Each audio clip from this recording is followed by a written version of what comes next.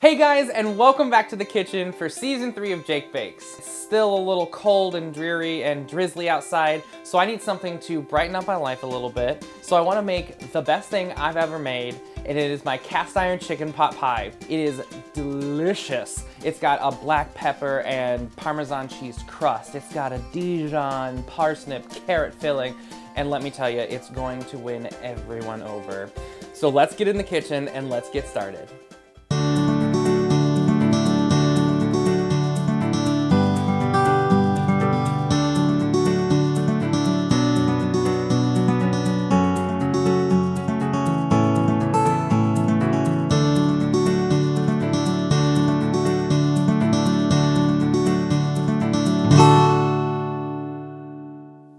So we have to do this in kind of 2 stages. So we're gonna first get our crust going. I have 3 cups of all-purpose flour, to which I'm going to add a half a cup of shredded Parmesan cheese, add our black pepper. I'm actually gonna add a full tablespoon in here. I'm going to add just a little bit of salt because Parmesan cheese is already salty enough. So I just wanna add just a little, I don't wanna add too much.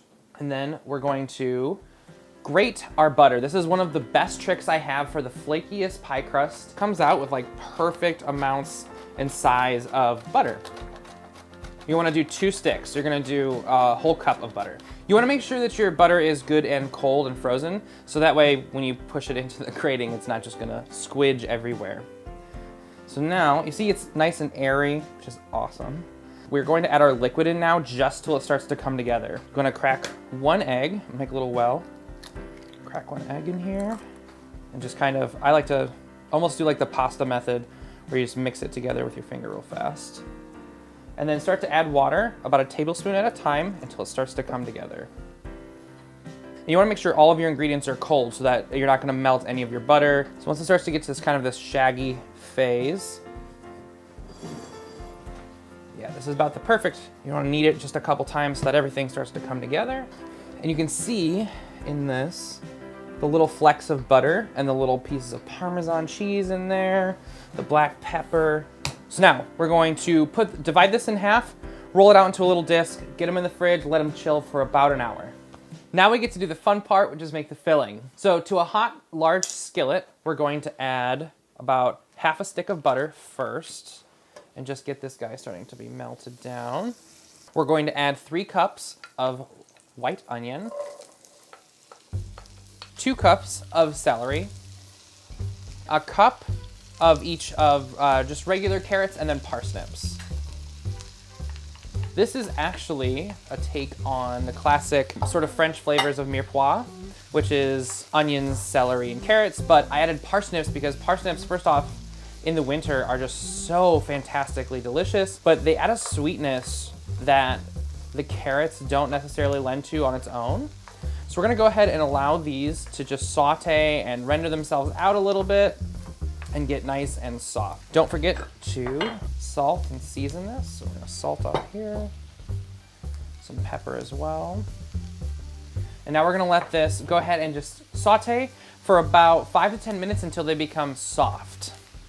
Our filling is nice and starting to get caramelized golden. The onions are nice and softened up. The parsnips have just started to soften too, because they'll take a little bit longer. Now, we're going to add 3 cloves of garlic. I like to add this in last so that it stays nice and bright, and you get more of that strong garlic flavor. Then I'm going to add in about 1.5 tablespoons of herbes de Provence, which is a French blend of herbs with savory and thyme and sometimes marjoram.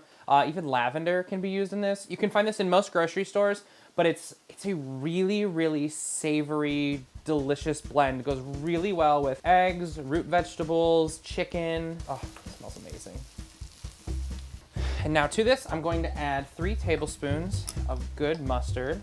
I like a stone ground mustard because it's gonna add lots of texture. And I just love the color of this, it's so pretty. About 1/2 cup of chicken broth. Perfect. Now we're gonna add some chicken. I've got about 2.5 cups of chicken that I've just pulled apart and shredded a little bit. I actually like to buy rotisserie chickens for this because they add like the perfect amount of chicken and it cuts out a step of prep. And it's nice with the rotisserie, there's a lot of the fat that will congeal at the bottom. I add that in here too, just as a nice kind of reinforcement of the chicken itself. Now that that's in there, we're gonna add what's going to essentially make our sauce. I have about 1.5 cups of just whole milk. You can use cream too if you want a really rich, thick flavor. But I've dissolved about 4 tablespoons of flour in here. That's gonna help thicken it up and give us our nice sauce. So turn your heat down to medium, low, and pour this right in the middle. And basically, your filling's done. But I'm gonna let this go ahead and cool now while we prepare our cast iron pan. I've got my dough that's been resting in the fridge for about an hour. We're gonna prepare our cast iron. You don't need to grease up a cast iron or anything like that. It's got that wonderful seasoning.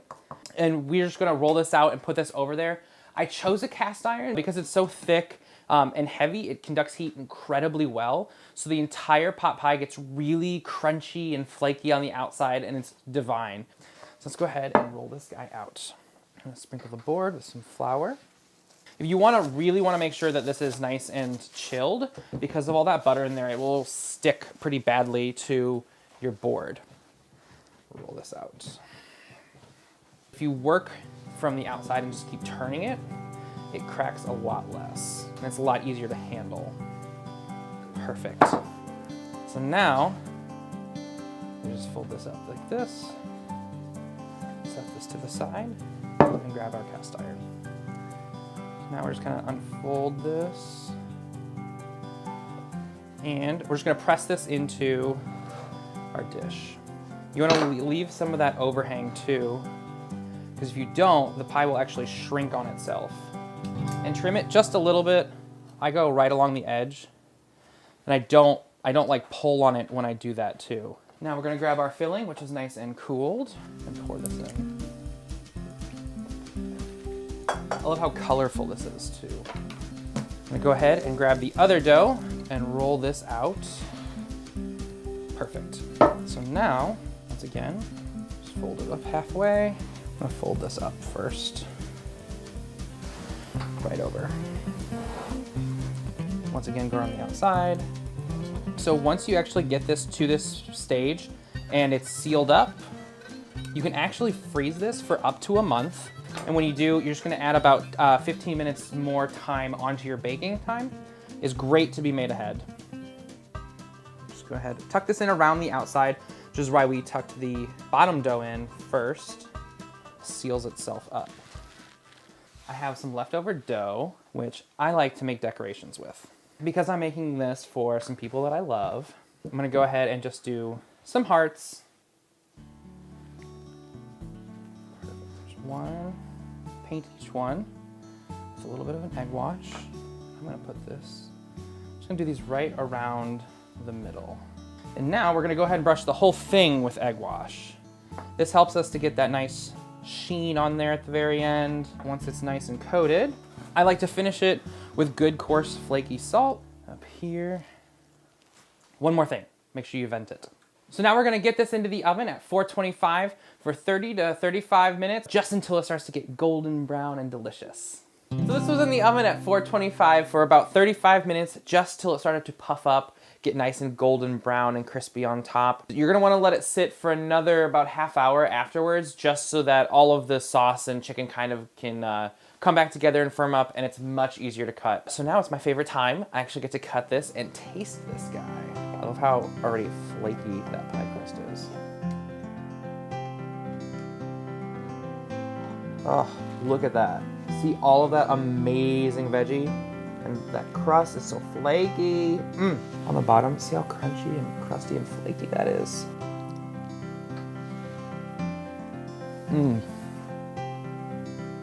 Hands down, the best chicken pot pie I've ever had. The salt on top, that coarse sea salt, adds a nice crunch to it, and it's really, really good against the sweetness of the parsnips and the carrot and the Dijon that comes through. That is phenomenal. You guys are gonna love this. Now, you saw how easy it was to make. If you don't have a cast iron, you can use any big pie dish you have, or even like a 9x13. Get in your kitchen, make this, because it's gonna make your house warm, it's gonna make you warm, and it's gonna make everyone happy. Thank you for joining me in the kitchen today. We will see you here next time on another Jake Bakes.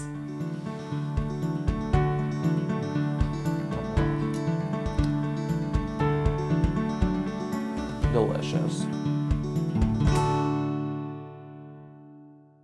Action. Not what up. What nonsense was that? Not well up. Come on, season 3.